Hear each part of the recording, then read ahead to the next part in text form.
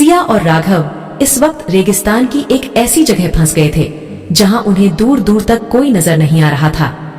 ऊपर से अंधेरा भी हो गया था, लेकिन राघव को ना तो अंधेरे का डर था और ना ही अकेले होने का, क्योंकि उसके लिए तो सिया उसकी पूरी दुनिया थी। उसे सिया के अलावा किसी का साथ चाहिए भी नहीं था। वही सिया पहले से ही रोकी के लिए परेशान थी और ऊपर से अंधेरा होने की वजह से और डर गई। सिया के पैर में चोट लगी थी, जिसकी वजह से वह आगे भी नहीं चल पा रही थी और अपनी वजह से राघव को परेशान नहीं करना चाहती थी। तभी सिया कार की तरफ देखते हुए बड़बड़ा कर बोली, इतनी महंगी कार लेने का क्या फायदा जो मंजिल तक ही ना पहुंच पाए। राघव ने सिया से कहा, हाँ तो इसमें कार की क्या गलती है। अब कार के टायर पंचर है तो महंगी हो या सस्ती, क्या फर्क पड़ता है। सिया ने राघव को चिढ़ाते हुए कहा, अरे तुम्हारी कार से अच्छी तो रामू काका की फटफटिया है। कम से कम टायर पंचर होने के बाद भी मुझे अपनी मंजिल तक तो पहुंचा ही देती है, लेकिन तुम्हारी ये कार किसी काम की नहीं है। सिया के मुंह से फटफटिया नाम सुनकर राघव जोर जोर से हंसने लगा और हंसते हुए बोला, तुम कितनी मासूम हो सिया, तुम्हारी प्यारी बातें और मासूमियत, तुम्हारी इसी अदा का तो मैं कायल हूँ। राघव की बात सुनकर सिया ने उदास होते हुए कहा, इसीलिए तो तुमने मेरे साथ जबरदस्ती की। तुम्हें क्या लगता है राघव सिंघानिया, तुम मुझे यहाँ बचाने आ गए तो तुम्हारी इतनी बड़ी गलती माफ कर दूंगी? नहीं, कभी नहीं। एक लड़की किसी भी आदमी की हर गलती माफ कर सकती है, लेकिन ये पाप कभी नहीं। राघव सिया के करीब आया और जमीन पर बैठते हुए सिया के हाथ को अपने हाथ में लेकर बोला, मैं जानता हूँ सिया कि जो आदमी किसी लड़की की इज्जत पर हाथ डाले उसे कभी माफी नहीं मिलनी चाहिए, लेकिन किसी बेकसूर को इस इल्जाम की सजा देना भी तो गलत है। सिया ने राघव के हाथ में से अपने हाथ को छुड़ाते हुए कहा, तुम और बेकसूर। राघव, अगर तुम बेकसूर होते तो मेरे नशे की हालत का फायदा कभी नहीं उठाते।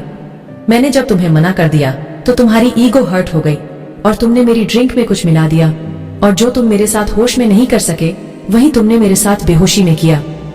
राघव ने सिया को सफाई देते हुए कहा, नहीं सिया, मैं ऐसा लड़का नहीं हूँ जो किसी लड़की की हाँ या ना को नहीं समझ सकूं।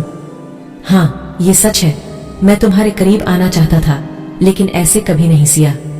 मैं तुमसे बहुत प्यार करता था सिया, और मेरा प्यार तुमसे था, तुम्हारी आत्मा से, ना कि तुम्हारे जिस्म से। तुम्हारी इज्जत पर हाथ डालना तो दूर, मैं तो ऐसा सोच भी नहीं सकता। सिया ने गुस्से में राघव की तरफ घूरते हुए कहा, अगर तुमने मेरे साथ जबरदस्ती नहीं की तो फिर तुम जेल जाने के बाद मेरी तस्वीरें दिखाकर मुझे ब्लैकमेल क्यों करते थे, और वो तस्वीरें तुम्हारे पास कैसे आई, क्यों करते थे ऐसा। सिया की बात सुनकर राघव ने आश्चर्य से आंखें बड़ी करते हुए कहा, ये तुम क्या कह रही हो सिया, ब्लैकमेल? और मैंने तुम्हें कभी ब्लैकमेल नहीं किया, बल्कि मैं तो तुम्हें खत लिखता था एक बार मिलने की रिक्वेस्ट करने के लिए, लेकिन तुमने कभी मेरे खतों का जवाब नहीं दिया। सिया ने आश्चर्य से बोला, तुमने मेरे पास कभी कोई खत नहीं भेजा राघव, शिवाय मुझे ब्लैकमेल करने के। तुम्हारे ब्लैकमेल से परेशान होकर मैं मर जाना चाहती थी, लेकिन तभी रूहान ने मेरा साथ दिया। मेरे हर कदम पर वो मेरे साथ खड़ा रहा। सिया आगे कुछ बोलती, उससे पहले ही राघव ने कहा, नहीं सिया, मैं तुम्हें ब्लैकमेल क्यों करूंगा। मैं तो तुमसे प्यार करता था, तुम्हारी एक झलक पाने के लिए तरसता था। मैं तो जीना भी नहीं जानता था, लेकिन तुम्हें देखे बिना मर भी तो नहीं सकता था। आखिर प्यार जो किया था तुमसे। राघव की ये बात सुनते ही सिया की आंखों से आंसू छलक पड़े। अपनी नम आंखों से सिया राघव की तरफ देखते हुए बोली, प्यार? तुम्हारे उस प्यार की सजा मुझे कैसे मिली है राघव, ये तुम नहीं जानते। इस प्यार के चलते तुमने मेरे साथ जो कुछ भी किया राघव, उसकी वजह से मेरा समाज में रहना दुभर हो गया। मेरी चोल के लोग तरह तरह के कमेंट करते और बोलते, अरे ये लड़की तो चरित्रहीन लड़की है, इसके साथ कोई जबरदस्ती नहीं हुई, ये तो शरीफ घर के लड़कों को फंसाने के लिए नाटक है इसका। पता नहीं किसका गंदा खून है इसकी रगों में, और इससे भी कहीं घटिया बातें करते थे, ऐसी ऐसी बातें जो तुम्हारी आत्मा तक को छलनी कर दे। सिया ने रोते हुए कहा, दादी और सब लोगों की बातों की वजह से मुझे रूहान से शादी करने के लिए हाँ करना पड़ा। मैंने तो जिंदगी में एक ही के लड़के से प्यार किया था, और उसी के प्यार ने मुझे कहीं का नहीं छोड़ा। मैं सिर्फ अपनी दादी की खुशी के लिए रूहान से शादी करना चाहती थी, वो भी तुमने नहीं होने दिया। जबरदस्ती मेरी मांग भर दी और मुझे लोगों के सामने अपनी पत्नी मानने से मना करके मेरी दादी को भी मार दिया तुमने। इतना कहकर सिया जोर जोर से रोने लगी। राघव के पीछे से सिया ने इतना दर्द बर्दाश्त किया। ये बात जानकर राघव का कलेजा मुंह को आ गया। उसने सिया के सर को सहलाते हुए कहा, मुझे नहीं पता था सिया कि तुम इतनी तकलीफ में हो, वरना मैं उस जेल की 4 दीवारी तो क्या, पाताल से भी तुम्हारे पास दौड़ते हुए तुम्हारे पास आ जाता। तुम इतनी तकलीफ सहन करती रही और मैं वहां बैठकर तुम्हें गलत समझता रहा। मुझे माफ कर दो सिया, मुझे माफ कर दो। सिया ने रोते हुए कहा, माफी मांगने से क्या होगा राघव, माना तुम्हें ये सब नहीं पता था, लेकिन तुमने जेल से बाहर आने के बाद भी मेरे साथ वही किया जो इस दुनिया के लोगों ने किया। तुमने भी मुझे गलत समझा और सबके सामने मुझसे ऐसे शादी की जैसे मैंने कोई बहुत बड़ा गुनाह कर दिया था तुम्हारे साथ, और ऊपर से शादी करके छोड़कर चले गए ताकि मेरी बूढ़ी दादी मर जाए, है ना राघव। सिया की दर्द भरी कहानी सुनकर मुंबई के सबसे बड़े गैंगस्टर राघव सिंघानिया की आंखें आंसुओं से भर गईं। जिस सिया के लिए वो पूरी दुनिया से लड़ सकता था, आज उसी की वजह से सिया की ऐसी हालत थी। यह देखकर राघव की रूह कांप गई। राघव ने रोती हुई सिया को अपनी बाहों में भर लिया और सिया से अपना मुंह छुपाकर आंसू बहाने लगा।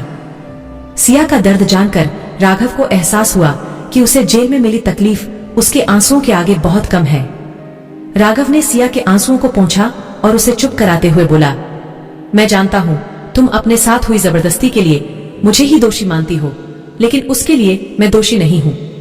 उस दिन उस कमरे में मुझे बेहोश करके तुम्हारे साथ जबरदस्ती करने वाला कोई और था। इस बात का मैं तुम्हें सबूत दिखा सकता हूँ। इतना कहकर राघव ने अपने फोन से सिया को एक वीडियो दिखाया, जिसकी वजह से सिया को पता चला कि राघव और सिया के बाद उस कमरे में सूर्या और उसके कुछ दोस्त आए थे। उस वीडियो को देखते ही सिया समझ गई कि इन सब के पीछे राघव का कोई हाथ नहीं था। वीडियो देखकर सिया ने राघव की आंखों में देखा और बोली, अगर तुम्हारे पास ये वीडियो थी तो तुमने इतने महीने जेल में क्यों निकाले राघव? तुम ये वीडियो पहले भी तो मुझे दिखा सकते थे ना, और खुद को जेल से रिहा करवा सकते थे। सिया की बात का जवाब देते हुए राघव ने कहा, ये वीडियो तो मुझे 2 दिन बाद ही मिल गई थी सिया, लेकिन फिर भी मैंने किसी को नहीं दिखाई, क्योंकि सिर्फ अपने आप को बचाने के लिए मैं तुम्हारी इज्जत को सरेआम नीलाम नहीं करना चाहता था। इससे अच्छा तो यही था कि मैं तुम्हारा इल्जाम अपने ऊपर लेता और तुम्हें सबके सामने बेइज्जत होने से बचा लेता, वरना अगर इस बेदर्द दुनिया को पता चलता कि इसके पीछे मैं नहीं बल्कि सूर्या और उसके साथी है, तो शायद तुम यह सदमा कभी बर्दाश्त नहीं कर पाती और मैं तुम्हें खो नहीं सकता था। राघव की बात सुनकर सिया की आंखों से आंसू गिरने लगे।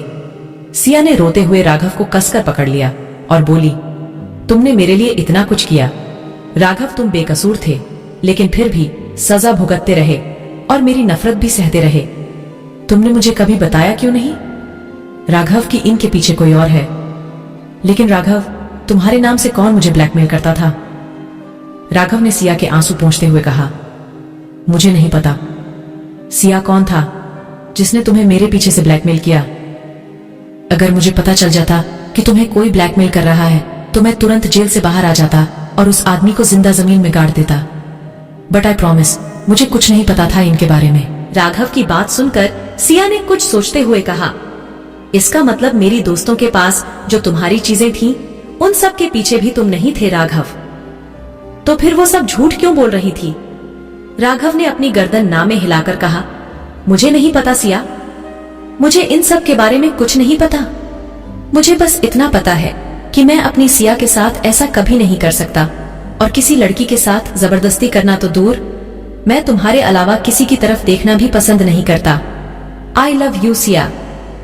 राघव की बात सुनकर सिया की आंखें भर आईं और उसने प्यार से राघव की तरफ देखते हुए कहा, राघव, तुमने मेरे लिए इतना कुछ बर्दाश्त किया, मेरे लिए उस सूर्या को मारा और इतने बड़े गैंगस्टर बन गए, और तो और मुझे दुनिया के तानों से बचने के लिए मुझसे शादी भी की, लेकिन मैं बुद्धू तुम्हें हर चीज के लिए जिम्मेदार मानती रही। एक सेकंड के लिए भी नहीं सोचा कि मेरा राघव ऐसा कुछ कर ही नहीं सकता। मुझे माफ कर दो राघव, आई एम सॉरी। आज राघव ने सिया की सारी गलतफहमियां दूर कर दी थी। राघव और सिया एक दूसरे की सच्चाई जानकर एक दूसरे के बेहद करीब आ गए। वो दोनों अपने बीच के सारे फासले आज ही मिटा देना चाहते थे। आज राघव और सिया के बीच नफरत की दीवार ढह गई थी, और इसका गवाह था ये रेगिस्तान, जहाँ की काली रात की सर्द ठंडी हवाएं उन दोनों के प्यार की साक्षी बनी। राघव और सिया अभी एक दूसरे से अच्छे से मिल भी नहीं पाए थे कि तभी उनकी आंखों पर उजाले की रोशनी पड़ी, जिसे देखकर सिया बुरे तरीके से डर गई और राघव को कसकर पकड़ लिया। आखिर इतनी रात को इस रेगिस्तान में कौन था जो सिया और राघव के पास आया? क्या राघव और सिया अब किसी बड़ी मुसीबत में फंसने वाले थे? जानने के लिए सुनते रहिए सीक्रेट ऑफ डेविल।